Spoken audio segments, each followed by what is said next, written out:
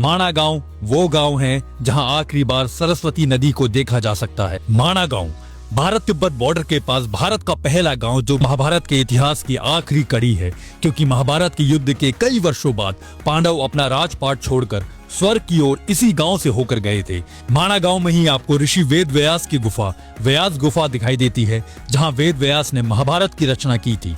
और पास ही में है गणेश गुफा। मान्यता है कि जब इसी जगह गणेश जी वेद लिख रहे थे, तब पास में बह रही सरस्वती नदी काफी तेज बहाव और शोर करते हुए बह रही थी।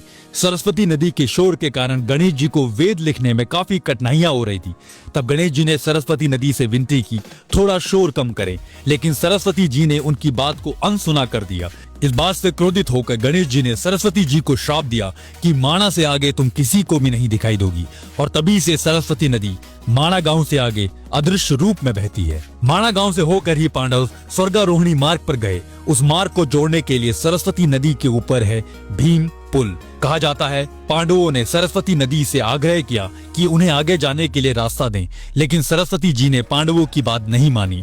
और तब भीम ने 2 बड़े पत्थरों को उठाकर सरस्वती नदी के बीच में रख दिया। और तभी से माणा गांव को स्वर्गारोहिणी मार्ग से जोड़ने वाले इस पुल को भीम पुल कहा जाता है।